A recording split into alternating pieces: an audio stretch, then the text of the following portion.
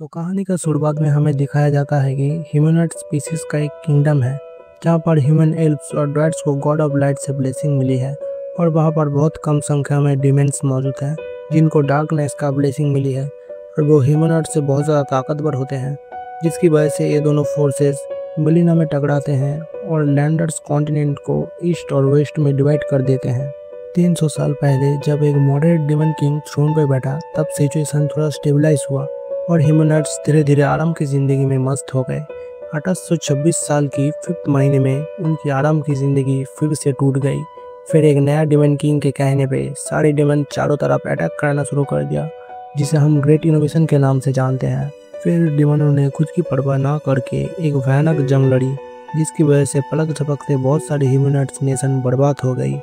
फिर अगले साल 2827 की 4th महीने में सबसे बड़ा गार्गोन एम्पायर भी बर्बाद हो गया। फिर कुछ भी नहीं बच सका, तो इंसानों ने उनकी बची कुची आर्मी को इकट्ठा किया और डिमन किंग के आर्मी के साथ फाइट के लिए उतर आए। फाइट के दौरान सुइसाइड की स्क्वाड ने डिमन किंग की कैसल में प्रवेश किया, क्योंकि उनका फाइनल मकसद था जैसे भी करके हो डिमन किंग को मारना। फिर एक भयानक फाइट होता है और हमें दिखता है ह्यूमन इधर उधर मरे पड़े हुए होते हैं। फिर हमारे हीरो कैसल के अंदर भागते हुए जाते हैं। फिर एक धमाका होता है और हमें दिखता है एक लड़की बंधी हुई है और उसके आगे डिमन खड़ा हुआ है।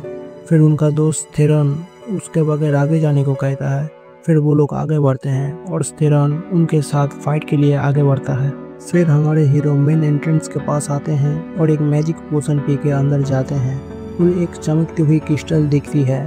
फिर काइल उस क्रिस्टल के पास जाने का कोशिश करता है, तब ऊपर से कुछ मैजिकल स्पेल आके काइल पे अटैक करता है। पहले तो काइल बच जाता है, फिर एक बड़ा सा स्पेल आके काइल को लगने वाला होता है कि तब ऊर्जा आके वो स्पेल रोक लेती है, लेकिन वो स्पेल ऊर्जा को अपने अंदर समा लेता है और गायब हो जाता है। फिर वहाँ पर डेमन लॉर्ड आता है और काइल और डेमन लॉर्ड के बीच में एक भयानक लड़ाई शुरू होती है, लेकिन काइल का अटैक कुछ खास काम नहीं आ रहा था। फिर दोनों अपना बहुत पावरफुल अटैक करते हैं और फाइनली काइल डेमन लॉर्ड के अंदर तलवार घुसेड़ देता है। फिर उसका तलवार भी टूट जाता है और डेमन लॉर्ड भी मर जाता है। फिर काइल सोचता है, मैं अकेला सर्वाइवर बचा हुआ हूँ। मैं जिनको बचाना चाहता था वो सब और नहीं है।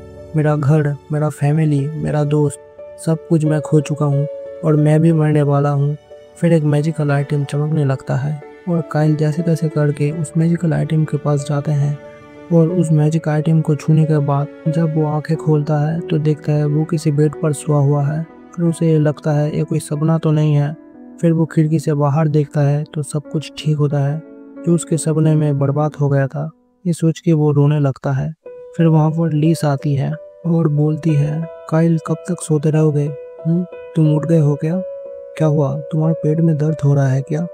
फिर काइल उसे खींच के गले लगाता है और सोचता है कि एक सपना था। मुझे खूब खुशी हो रही है लीस को फिर से देखकर। लीस का मुंह शर्म से लाल हो जाता है। फिर काइल कुछ रोमांटिक सा चीज़ करने जा रहा होता है, तब लीस उसको पीछे धकेल देता है और एक जोर से मुक्का मार के बेड पर गिरा देता है।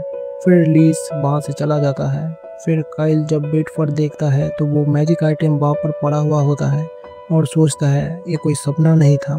फिर काइल आईने पे देखता है और सोचता है, मैं जवान भी दिख रहा हूँ और मेरे शरीर में कोई दाग भी नहीं है। अगर ये सपना नहीं है तो ये क्या है? फिर वो खिड़की से बाहर देखता है और सोचता है वेदर भी अच्छा है और मैं भी जवान दिख रहा हूँ। इसका मतलब क्या मैं टाइम में पीछे आ गया? क्या इस चीज़ की वजह से ऐसा हुआ है? क्या ऐसा कोई स्पेल भी है जिससे टाइम में पीछे जा सकते हैं? लेकिन मुझे अभी भूख लग रही है। फिर काइल किचन में जाता है और देखता है बहुत सारा खाना और सोचता है शायद लीस ने बनाया होगा और बोलता है, मेरा मॉम खाना नहीं बना सकती थी तो बाहर से बना कर लाती थी। फिर काइल खाना खाने के लिए बैठता है और सब कुछ फिनिश कर लेता है। फिर वहाँ पर थेरन आता है और बोलता है, तुमने सब कुछ खा लिया? मैं लीस का हाथ का बना खाना खाने के लिए बेसब्री से इंतज़ार कर रहा था। फिर काइल सोचता है, थेरन हम दोनों कुछ देर पहले ही फाइटिंग कर रहे थे। फिर काइल उसे पूछता है, आज कौन सा साल है? फिर थेरन उसे बोलता है, ये तुम क्या बोल रहे हो? आज तो 2823 साल है। फिर काइल चौंक जाता है और बोलता है, सच में? थेरन बोलता है, हाँ, आज 2823 साल ही है और आज तुम्हारा बर्थडे भी है, तो ये खाना तुम बर्थडे प्रेजेंट समझ लेना मेरे तरफ से। फिर काइल उसके माँ के पास जाता है और बोलता है मुझे मैजिक रिलेटेड कुछ सवाल आपसे पूछना है। फिर काइल पूछता है कि पास्ट में जाने का कोई मैजिक है क्या। उसके बाद काइल की माँ जवाब देती है हाँ, पास्ट में जाने का मैजिक तो है, लेकिन बहुत कम लोगों को पता है क्योंकि इसके लिए बहुत मैजिक पावर की ज़रूरत होती है। फिर काइल पूछता है क्या मैजिक आइटम से ये कर सकते हैं। तो उसका माँ कहता है हाँ, मैजिक आइटम में पावर स्टोर किया जा सकता है।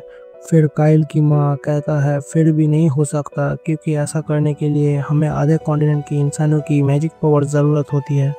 फिर काइल बोलता है तो फिर हम आधे कॉन्टिनेंट के इंसानों की पावर यूज़ करें तो हो सकता है क्या।